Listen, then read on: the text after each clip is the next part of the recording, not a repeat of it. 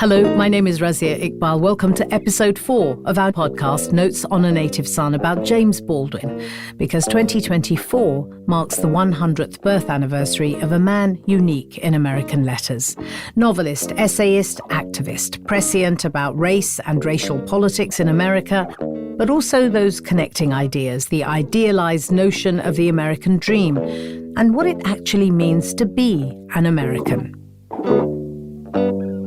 Who and what James Baldwin is, as well as his legacy, can't be listed, but it can, and perhaps should, be found in his work.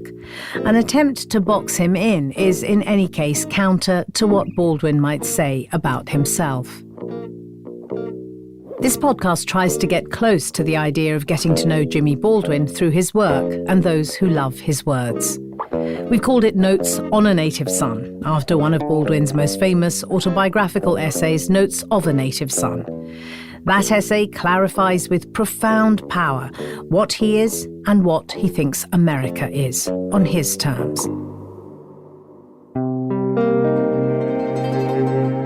In each episode, we invite a well-known figure to choose a special or significant James Baldwin passage. The conversation that ensues tells us as much about Baldwin's story as it does about the person who loves Jimmy, as he was known to all who loved him. Our guest on this episode of Notes on a Native Son is the writer and essayist Darryl Pinckney. His work has appeared in The New Yorker, the New York Review of Books, and The Village Voice. And most recently, he's been the recipient of a highly prestigious award from the American Academy of Arts and Letters for his contribution to literature. We met Darryl in Harlem, where of course James Baldwin grew up, though the neighborhood is quite different to the place Jimmy felt he had to leave in the 1940s.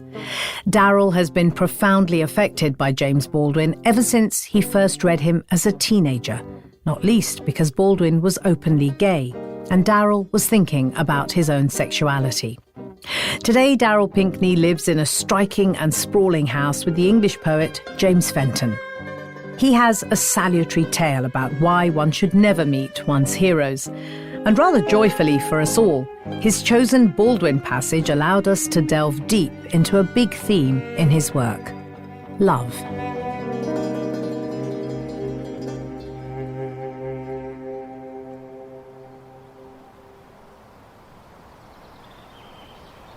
The passage I've chosen from James Baldwin's work comes from Giovanni's Room.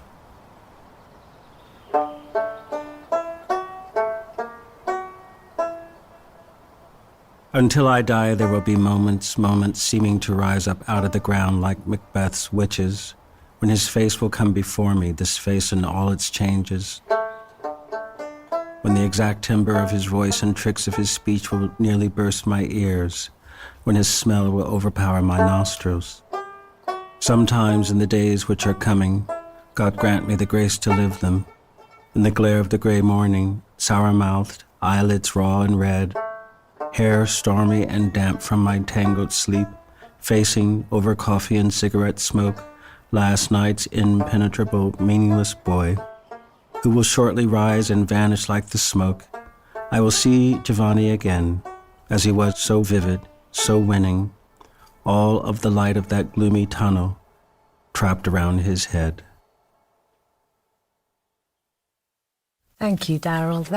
There is something mesmerizing, not just in the language, but how you read that. Tell me first why you've chosen those sentences. The first book I read by James Baldwin was Giovanni's Room. And I didn't know really what it was or what it was about. But I remember how astonished my family was, noticing that I was reading it. Because they knew? My sister knew. I think for my parents, he was this guy who'd been in the New Yorker. But I don't know. And then over time, after I'd moved to New York and was part of the 70s, these lines, really sort of spoke to the time of everything seeming rather fleeting and it being sort of more of a quest than actually getting there. How old were you when you first read it? I was 13. And how old was I when I imagined that I was sort of living it out? Well, that's college stuff, right? So that mattered. Because the passage has this fatalism of first love. And once that love is over, so is love itself. You know, you're kind of never the same. But the fact that it was same-sex love had a large part to do with it. I mean, that they were sort of, David is, the narrator or the protagonist is white, and Giovanni's this rather dark Italian. It's just part of the glamour of the story. And also, you can see projected Baldwin's type. I'm thinking about the juxtaposition of this being a book that you encountered at 13, which was about two men, and alongside that, Baldwin's insistence in his entire career, really, to talk about this not necessarily being about homosexual love, but just it being about love, that when you are afraid to love, if you run away from love, that's the tragedy. Well, he only wrote 2 essays remotely about sort of gay themes. And they were criticisms of a masculinity that would not admit to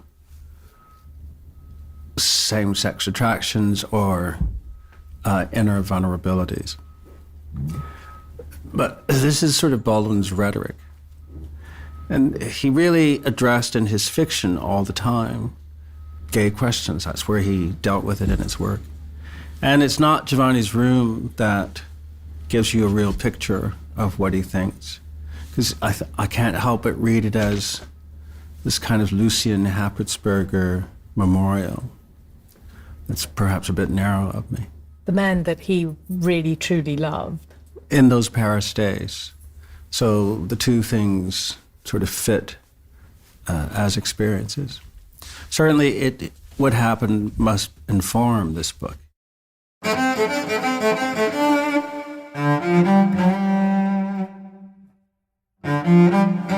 To go back to the seminal nature of the impact that this book had on you. You read it when you were 13. Your sister knew what this book was about. Your parents saw Baldwin as somebody who had a presence as a writer in a literary magazine.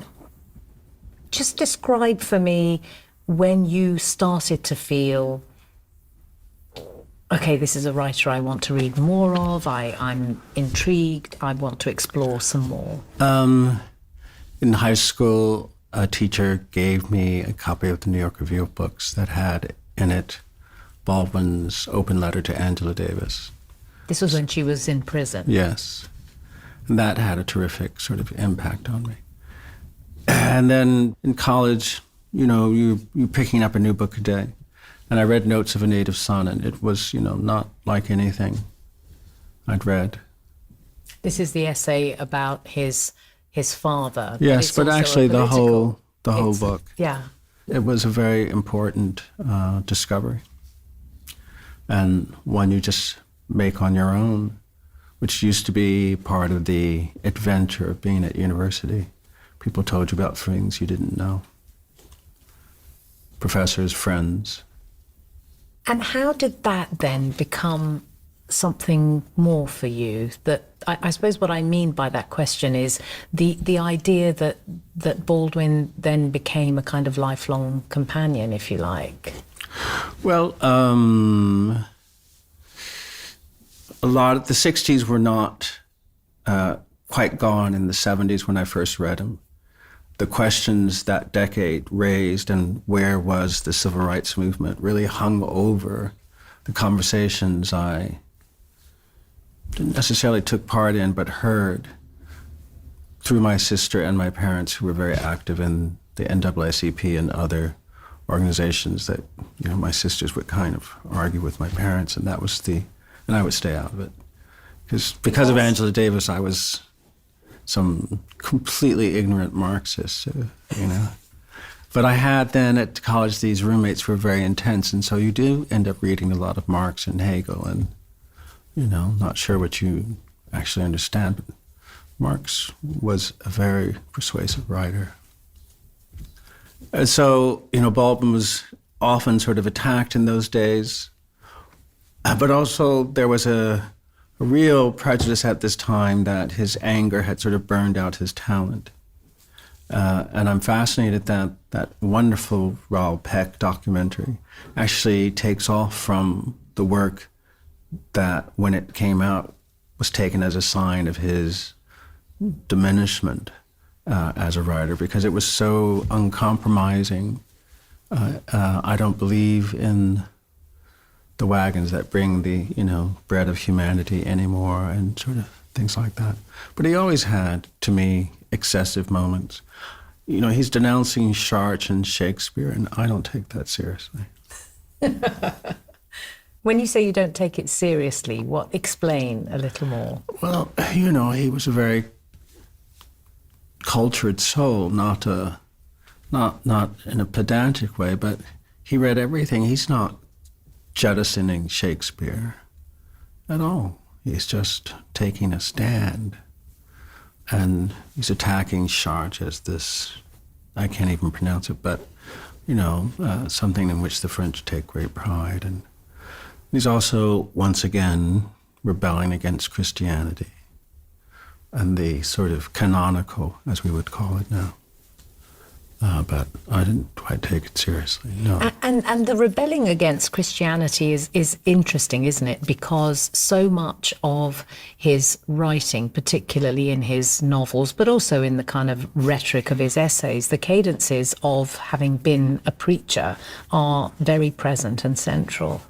People say that. I think the presence of having read everything is really as strong. Both could be true. He has a wonderful ear. So I think certainly the church and the pulpit and speaking has a lot to do with it, because as beautiful as his prose is, it's always sayable. There's a speakerly voice in Baldwin's eloquence. It's not decorative, and it's not a display. It's a disclosure of his personality, which was this mad, rather generous, sensitive observer.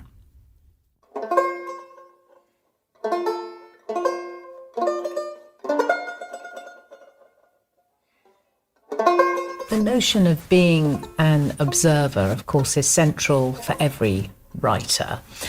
I'm thinking specifically about the kind of relationship that Baldwin had with the painter Beaufort Delaney, who kind of changed his life partly because what he showed him was the importance of observation.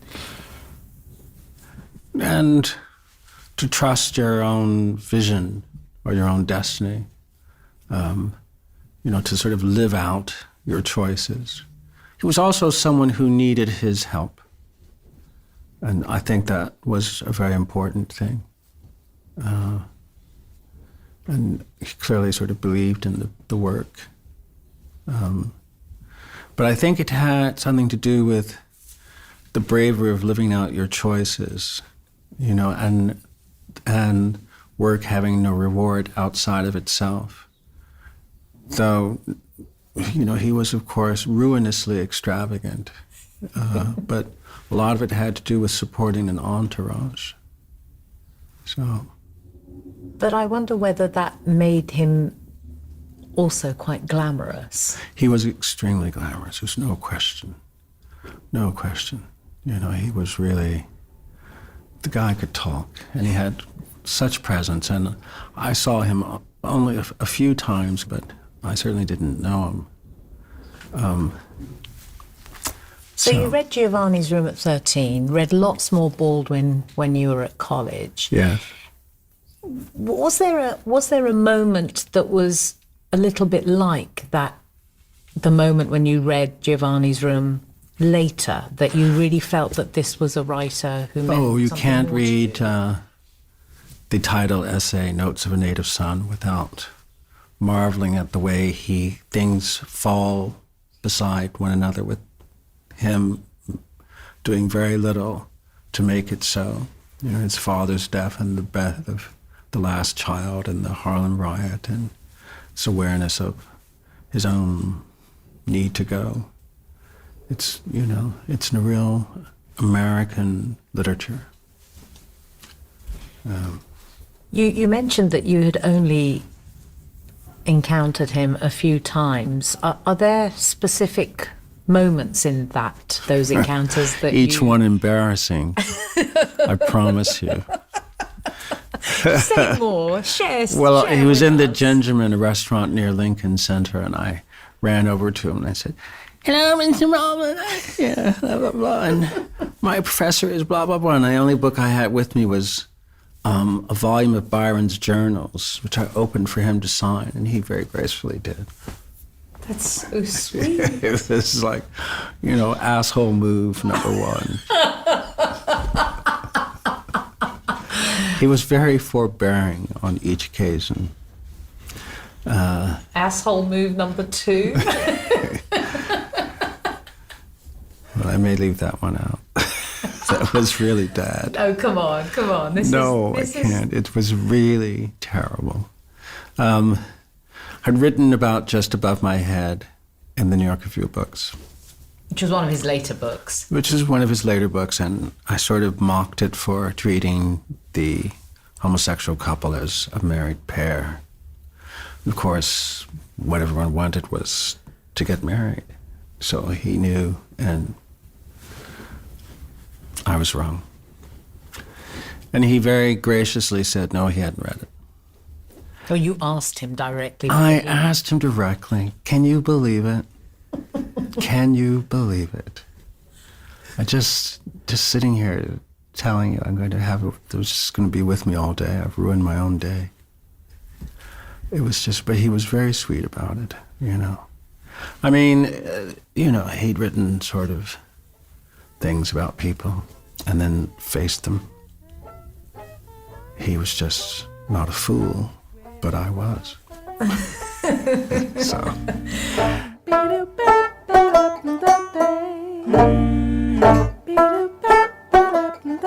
We'll take a short break. More from Darryl Pinckney when we come back. This is Notes on a Native Son with me, Razia Iqbal.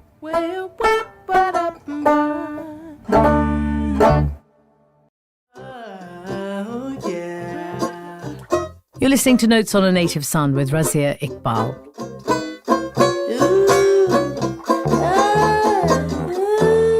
We're sitting in your astonishingly beautiful home in Harlem, and we were trying to decide which room we were going to record this conversation in, and I have noticed just over your left shoulder, all of your books, we're surrounded by books, are in alphabetical order, and the Baldwin shelves are right behind your right and left shoulder. Oh, well.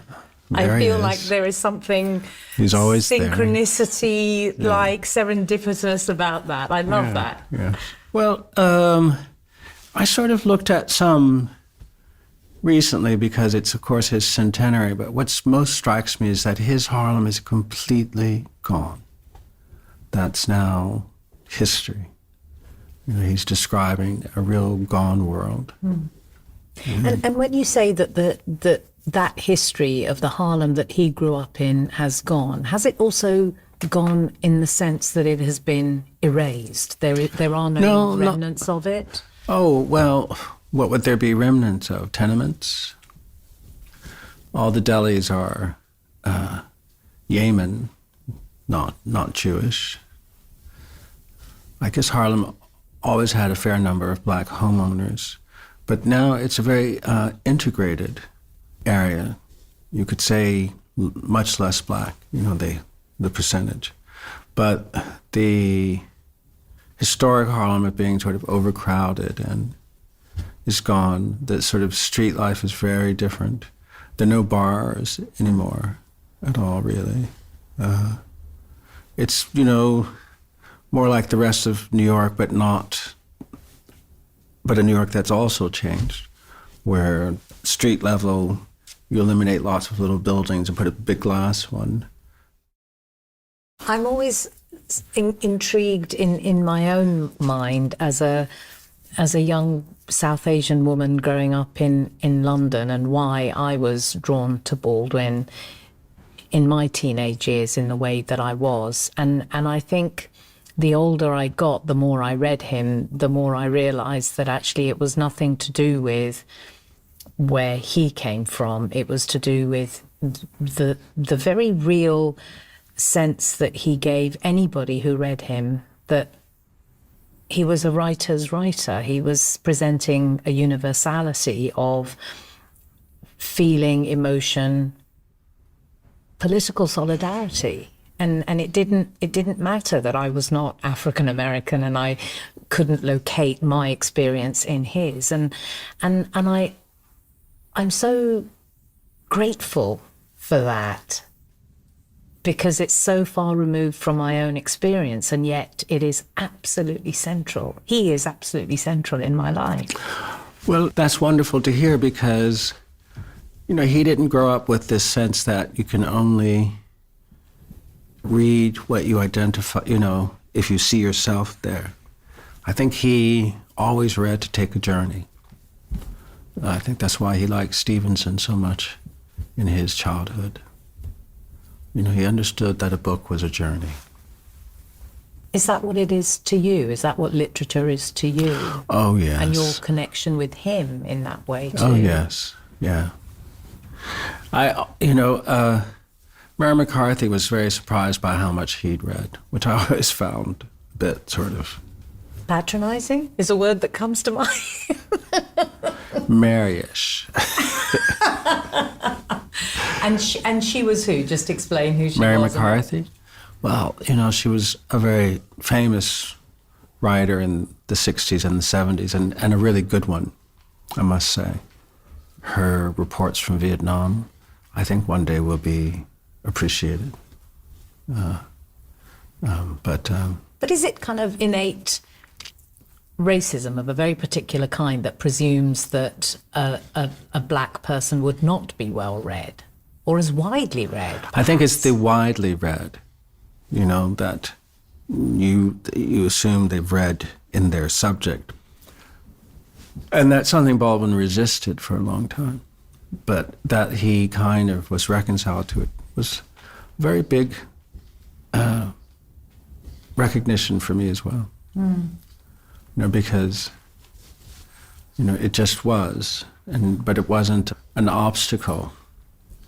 It actually was, in some ways, I don't want to say an advantage, but when I was growing up, the subject was so real and urgent that you were immediately at the center of something, and people asked your opinion, which meant that you had to know something.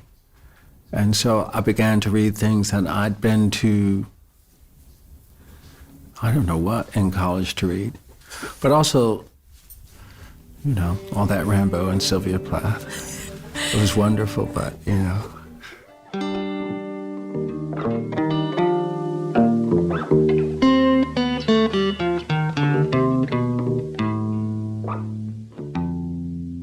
It does also occur to me time and again when I read Baldwin that while he, as you have so wonderfully articulated, became this kind of glamorous figure who was a spokesperson, was a television personality, lit up a room when he walked into it, used his charm in so many ways, that in the end, one of the things that is absolutely central to what he wrote about was love, which takes us back to Giovanni's Room.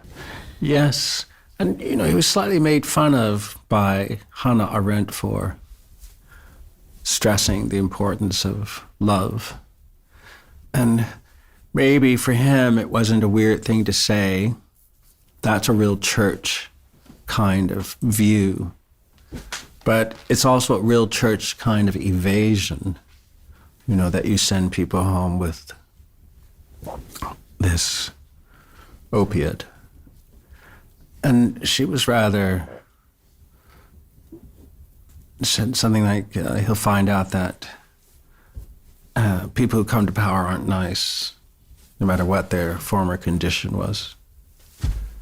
I don't think he ever conceded that point to her. He really always kind of insisted on the transformative capabilities of individuals, in some ways over societies, or in spite of their societies. Until I die, there will be moments seeming to rise up out of the ground like Macbeth's witches, when his face will come before me, this face in all its changes, when the exact timbre of his voice and tricks of his speech will nearly burst my ears, when his smell will overpower my nostrils. Sometimes in the days which are coming, God grant me the grace to live them, in the glare of the gray morning, sour-mouthed, eyelids raw and red, hair stormy and damp from my tangled sleep, facing over coffee and cigarette smoke, last night's impenetrable, meaningless boy, who will shortly rise and vanish like the smoke. I will see Giovanni again, as he was so vivid, so winning, all of the light of that gloomy tunnel trapped around his head.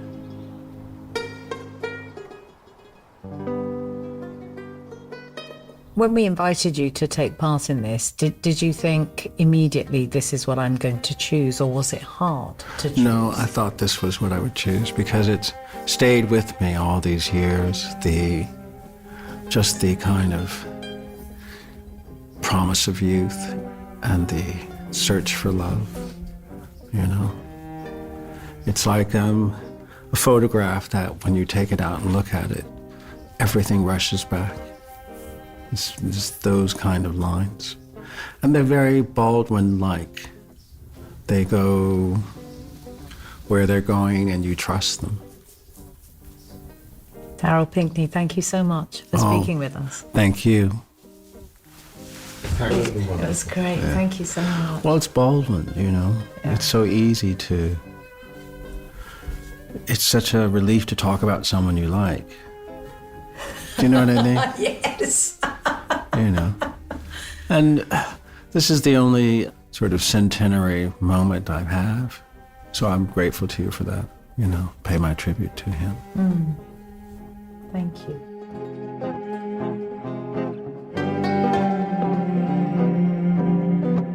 This has been Notes on a Native Son, a podcast about James Baldwin. In the next episode, we'll hear from the Turkish writer Elif Shafak, not least about what Istanbul meant to Baldwin and what it means to her.